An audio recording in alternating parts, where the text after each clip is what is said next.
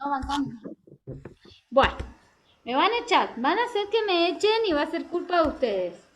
Bien, la administración entonces de oficio o petición de partes podrá disponer la producción de pruebas, o sea, que acreditar, ¿sí? Respecto de los hechos invocados o que fueren conducentes, importantes, ¿sí? Para la decisión, fijando el plazo para su producción y su ampliación. Por ejemplo, en un plazo de 15 días que contesten un oficio, ¿sí? Por ejemplo. Sí. O una testimonial, fijar una fecha de una testimonial.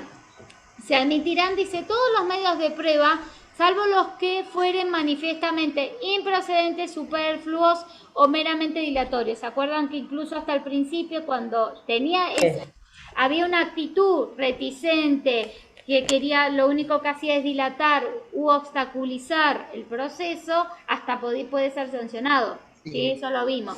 Entonces, cuando es una prueba, la parte presenta una prueba que realmente no hace la cuestión, no conduce para la decisión final, y puede directamente no prestarle atención y ni producirla, no ordenar la producción, Sí. porque tiene la autoridad para hacerlo, para decir si esto sí se produce, Bien. en tanto tiempo esto no se produce, no es necesario, no al lugar. ¿Bien? ¿Qué tipos de Sí. prueba hay? Tenemos informes o dictámenes, ¿sí? Dice, podrán recabarse los que se estimen necesarios al establecimiento de la verdad jurídica objetiva. La verdad jurídica objetiva es eso, es, es la verdad que se quiere acreditar en el expediente, ¿sí?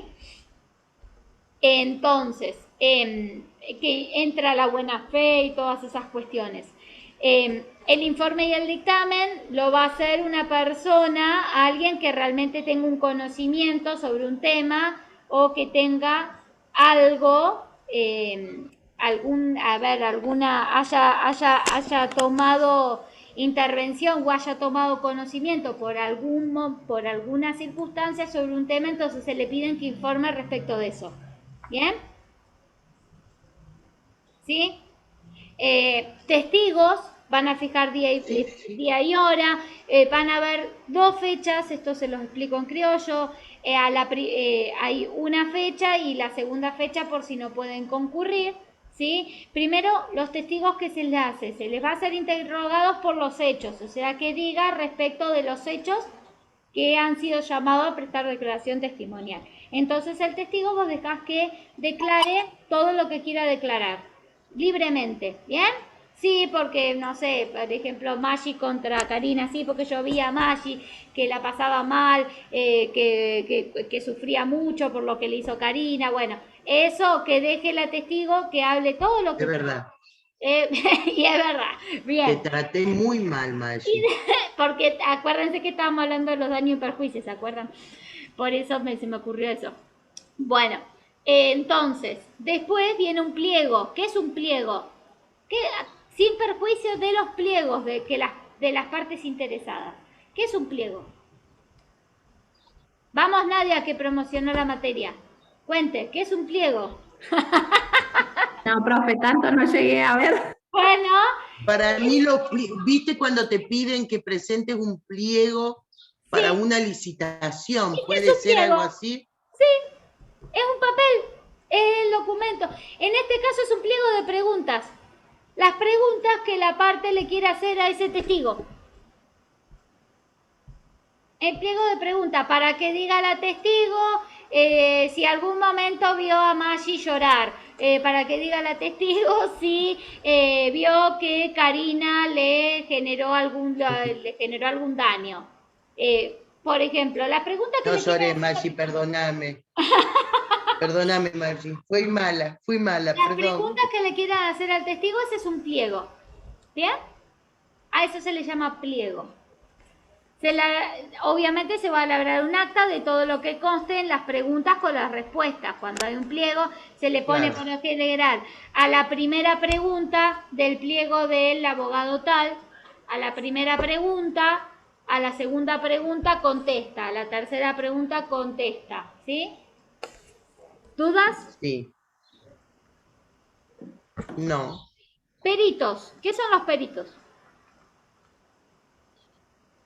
Peritos de parte. investigadores. Son los que investigan. Son profesionales. Bien, son los profesionales que tienen conocimiento de alguna materia. Por ejemplo, un médico, por ejemplo, un contador, por ejemplo, un escribano. Bien, entonces, si tenemos alguna situación en la que escapa del conocimiento de la autoridad, por ejemplo, en un juez, si hay, no sé, si hay una cuestión de una cuestión de una empresa, de liquidaciones de una empresa, obviamente que no le podemos pedir al juez que haga el rol de contador porque no lo es. Entonces el juez va a pedir que a un contador va a derivar esa prueba. ¿Sí? Yo soy perito mercantil. Mira, no sabía. Muy bien. Sí. Y, por ejemplo, un perito médico obviamente va a constatar lesiones, va a decir cuál es el tiempo de curación, por ejemplo, de las lesiones y demás. O las causales de la muerte, un perito forense. Tenemos perito Hay peritos legal. de parte, ¿no? Hay peritos de parte. ¿Y qué cambia el perito de parte? Peritos de parte. ¿Y qué son los peritos de parte? Y porque uno está del lado del acusado y Ahí está. el mismo, distintos Solo profesionales, pero en la misma materia que están de parte del acusado y de la defensa. Exacto, son Digamos, profesionales. algo así, no sé. Son profesionales pagos por una parte en particular. ¿Sí? Que obviamente que lo que ellos digan se tiene que tener en cuenta, pero no va a ser tan decisorio porque obviamente va para una parte. Obviamente va a beneficiar una parte. ¿Sí? Claro. Dice que tienen que aceptar el cargo asignado. Por lo general en el expediente administrativo, o en un expediente, se designa a un profesional, a fulano de tal, en su profesión de tal, ¿sí? Y se lo notifica y se pide que acepte el cargo. Se le da un plazo para que acepte el cargo. Si él no lo acepta, se designa otro, y así, porque no podemos obligar a un perito a que informe, ¿bien? Después tenemos la prueba documental. Son todas las documentaciones que uno tiene para acreditar cualquier situación. Por ejemplo, si yo digo que soy mamá de mi hijo, ¿cómo lo acredito? Con la partida de nacimiento. Bien, si yo digo que estoy trabajando en blanco para el juzgado desde hace tantos años, ¿cómo lo acredito? Con mi certificación de servicio, con un recibo de sueldo. Todas esas cuestiones son documental. Bien, prueba documental. La prueba de confesión. Esto acá también se manejan pliegos, son preguntas que realiza la otra parte, ¿sí? Y la confesión es como que para que confiese se propone, esta es una prueba medio rara, medio confusa. Se pide, ¿alguien tiene conocimiento de esta prueba confesional? No. Que confiese. En el caso de Maggi contra Karina, Maggi le pide a Karina que confiese para que diga o para que jure como es cierto que usted me lesionó en mi psiquis, por ejemplo, o me hizo daño. ¿Es cierto o no es cierto? Bueno, eso es una confesión. Esa es la prueba confesional. Es obvia, tener que dar cuenta, obviamente, que vos vas a negar que no es cierto, que vos le ocasionaste un daño porque estás reconociendo. Si no, todos los hechos. Por eso te digo, es difícil de explicarles, pero bueno, esa es la prueba de confesión. Viene de la confesión, ¿sí? De confesar, ¿sí? De decir la verdad, y valga la redundancia, por lo general los pliegos de posiciones de las confesionales se empiezan diciendo para que jure como es cierto y en realidad no está bajo juramento de decir verdad porque no puede declarar contra sí mismo. Entonces está como que es medio raro, ¿sí? Pero se entendió a qué se refiere. Sí. ¿Y los alegatos? ¿Qué son los alegatos? Los alegatos son los que se dan al final de un juicio, Muy los bien. abogados. Muy Abogados. bien. ¿Y qué hacen esos alegatos? ¿Cuál es el fin de esos alegatos? ¿Qué dicen esos alegatos? Como un resumen. Muy es bien. como un resumen de todo lo que se habló en la causa, digamos. Exacto. Karina presenta sus alegatos y dice que ya cuando el expediente ya está para resolver, antes de resolverse, ya está para dictar resolución, para dictar sentencia, antes de eso se le da a cada parte un tiempo para, en este caso que son 20 días para cada parte, ¿sí? Para que presente los alegatos. ¿Y qué va a hacer Karina con sus alegatos? Va a decir, bueno, yo con esta prueba documental acredito tal cosa, con esta prueba de testigos acredito que es mentira lo que dice Maggi, que yo no la lesioné. ¿Y qué va a decir Maggi? No, yo con esta prueba testimonial es querer convencer al juez que es lo que acreditaste en el expediente y que vos seguís sosteniendo y pidiendo lo que en la demanda reclamaste. ¿Y qué pasó en el expediente? Explicando a tu favor el expediente. ¿Sí? Sí. Bien. Y tenemos la conclusión de los procedimientos, o sea, cómo terminan los procedimientos. ¿Bien? Los trámites administrativos obviamente van a terminar con la resolución, ¿sí? Con la decisión, el acto administrativo por el cual fue creado, ¿sí? Resolución expresa o tácita, dice. ¿Cuál era la resolución tácita? ¿Se acuerdan? ¿La que se da por sentado era? No. La que está por hecho, claro. Exacto, la que por ejemplo por el paso de un determinado tiempo, sin que la autoridad se expida, se va a tener por aceptado, por rechazado, según el caso, ¿bien? O resolución expresa cuando la autoridad realmente emite el dictamen, ¿bien? Tenemos algo escrito donde dice que Resuelve. Exacto. Claro. Después por caducidad, ¿qué era la caducidad? El paso del tiempo. Cuando hay Paso una del inacción y un desinterés, ¿sí? En continuar con el procedimiento. Entonces, ¿para qué vamos a llegar a la conclusión si no se tiene más interés porque ya pasó? ¿Sí? Entonces, caduca. ¿Sí? Es una forma también de finalizar un procedimiento. Por desistimiento del procedimiento del derecho también. Esto hace al interés de las partes, ¿sí? O que en forma voluntaria o como consecuencia jurídica, ¿se acuerdan que dijimos que se puede tener por desistido el procedimiento y ordenar la caducidad por la inacción de la parte? ¿Sí? Que cuando hay un... ¿Se entiende, verdad? O la parte en forma voluntaria puede presentarse y desistir. Maggi agarra y presenta y desiste del procedimiento. Entonces, si el Maggi era la que reclamaba y desiste, y no va a seguir más. ¿Para qué va a seguir si ya no hay un reclamo? ¿Bien? No hay nada para resolver. Entonces, y acá hay una diferencia. Dice desistimiento del procedimiento y desistimiento del derecho. ¿Qué significa? ¿Qué diferencia hay entre el desistimiento de un proceso y el desistimiento de un derecho?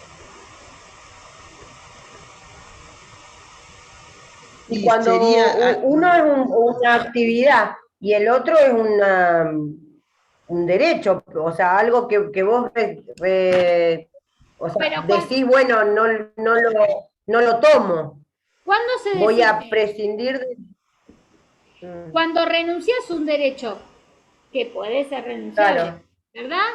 Cuando renuncias a un derecho no lo podés. ¿Y qué cambia? ¿Qué diferencia hay entre qué diferencia ven ustedes entre el desistimiento de un procedimiento y el desistimiento de un derecho? Hay algo muy fundamental. Ambos son desistimientos, o sea, termina ese procedimiento. Pero, ¿qué pasa? Cuando se desiste de un procedimiento, acuérdense que se puede volver a iniciar uno nuevo, porque el derecho persiste, mantiene firme el derecho a reclamarse. Claro. ¿Bien? Ahora, cuando el desistimiento cuando el derecho no, ya no. en el derecho ya no hay más nada que reclamar. Claro. Es definitivo. Claro. ¿Se entiende? Entonces, en el procedimiento podemos volver a hacer uno nuevo. A veces se puede tomar, acuérdense que a veces que cuando caduca y opera este desistimiento del procedimiento por la inacción de una de las partes, viste que cuando inicia nuevamente el proceso puede pedir que todas las pruebas que se produjeron en ese procedimiento que se desistió, que ya está caduco, que sea parte, ¿sí? Que sirva como prueba en este nuevo procedimiento. Bueno, en el caso del procedimiento del derecho, o del desistimiento del derecho, obviamente ya no hay más nada que reclamar. ¿Bien? No se puede volver a iniciar un proceso con respecto, con fundamento a ese derecho. Para invocar ese derecho porque ya no lo tenemos más. Bien. Bueno, acá dice el desistimiento de procedimiento importará la clausura de las actuaciones, solamente el expediente, ¿sí? En el estado en que se encuentren, ¿bien? Pero no impedirá que ulteriormente vuelva a plantearse igual pretensión, porque el derecho persiste, como dijimos. Entonces podemos volver a pedirlo. Claro, es lo que dijiste recién. Ulteriormente, exactamente. Si el desistimiento se refiere a los trámites de un recurso, el acto impugnado se tendrá por firme. Cuando se desiste de un recurso, que era un recurso, ¿se acuerdan? Era la segunda carta, el comodín que tenemos cuando el acto administrativo o algo que resolvieron no nos parece que No nos parece gusta. injusto, no nos gusta. Que no es justo para nosotros. Pero cuando vos desistís de un recurso, ya perdiste el plazo, el tiempo para volver a interponerlo. Eso es lo que está diciendo. Si el desistimiento se refiere a los trámites de un recurso, el acto impugnado, el acto que vos estás pretendiendo que vuelva para atrás porque no me gusta, se tendrá por firme, porque ya desististe del recurso, ya está.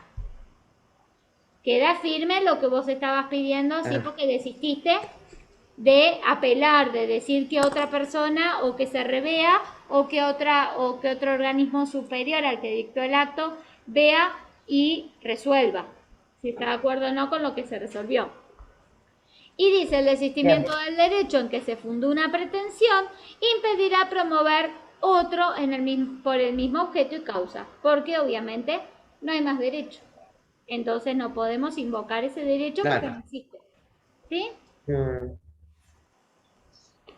Sí. Eso sí. La tacita no, guarden. Tenemos recursos. Palito, comete. Los recursos, ¿qué son los recursos? Es lo que hablamos. Esta segunda carta que tenemos cuando una resolución o un proveído no nos parece que está bien resuelto, entonces nos permite un recurso ir ante el mismo organismo que dictó el acto, que nosotros no estamos de acuerdo, que nos causa un perjuicio, o ante el organismo superior, según el caso, ¿sí? Para que pueda revertir ese acto administrativo o esa resolución. ¿Bien? Tenemos el recurso de queja por defecto de tramitación o incumplimiento de los plazos legales, cuando no se cumple con todo lo que dice en cuanto a los procedimientos administrativos, a una cuestión de forma, no de fondo, no de derecho, sino de forma, de cómo se inició el proceso, o que no se cumplieron con los plazos, o sí, una cuestión de forma. Todo lo que tiene que ver con trámite. Exactamente. Dice, sin interponer superior jerárquico inmediato. No va contra el que dictó el acto, sino contra el superior. El que va a tener que resolver 5 días, dentro de los 5 días. A ver quién se acuerda. Sin otra sustanciación. ¿Qué era sustanciación? Vamos. Sin otro tipo de quejas, sin otro trámite, otro problema. Sin algo más que hacer. Recibe el superior jerárquico el recurso de queja, tiene 5 días para resolver y no puede pedir más nada, no le va a correr traslado a nadie, no va a pedir ninguna prueba, no va a hacer nada. Sin otra sustanciación, va a tener el expediente y con eso va a resolver. Claro. ¿Bien? Dice, sin otra sustanciación que el informe circunstanciado que se requiera, si fuera necesario, del inferior. O sea, ahí puede pedir al inferior por qué resolvió o por qué no cumplió con los plazos legales, por ejemplo. Entonces ahí va a resolver si le hace lugar a lo que dice la parte, la queja, o subsane y dice, bueno, no, en este caso no se cumplió porque fue imposible o lo que fuere. Bien, le da como que un derecho a que explique el inferior por qué no cumplió. Es lo único que puede hacer. Sin otra sustanciación que el informe circunstanciado que se requerirá, si fuera necesario, o sea, no siempre, del inferior. Y las resoluciones que se dicten serán irrecurribles. ¿Qué significa? Que no podemos... Que no se puede no puede reclamar. Queda firme. Lo que decida este superior queda firme. Ya hay un doble conforme. Vimos... Cuando yo digo doble conforme, ¿ustedes me entienden? ¿Están conformes las partes? No. Maggi es un superior, No. es el que dicta el acto administrativo. Karina es la superior de Maggi. Maggi agarra y me dicta Sí. un acto administrativo que no me favorece. ¿Bien? Ya tengo una decisión. Una decisión. Que El es en 2 contra sería el mía. superior.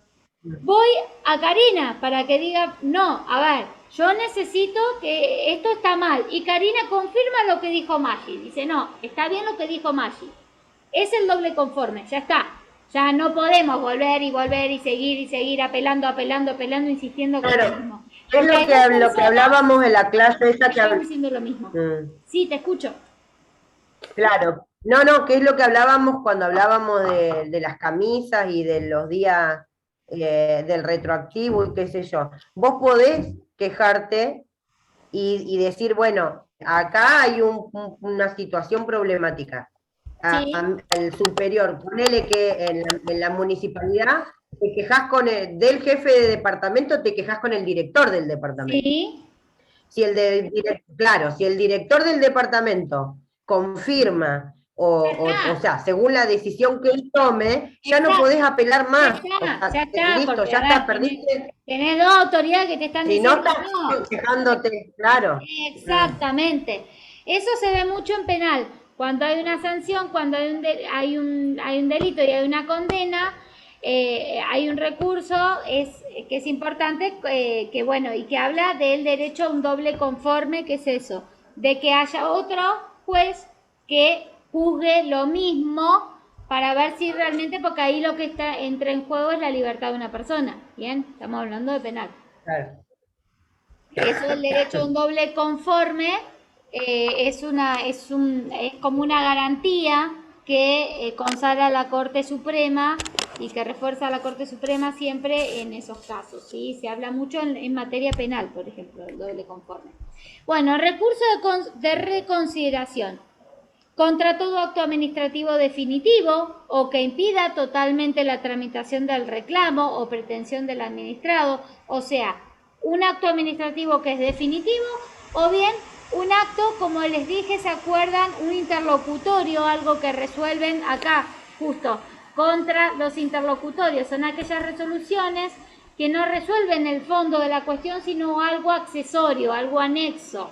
¿Sí? Es lo que hablamos también de las camisas y de los retroactivos, que resuelvan respecto a las camisas nomás, pero el objetivo son los retroactivos, ¿sí?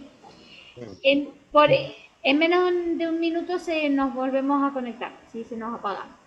Entonces, contra todo acto que haga la administración pública, sea definitivo, sea por un interlocutorio, sea por un proveído que te impida un trámite o que te impida proseguir con algo que vos estás pidiendo y demás, que te genere, dice, que lesione un derecho subjetivo o un interés legítimo. Un interés legítimo es algo que vos tenés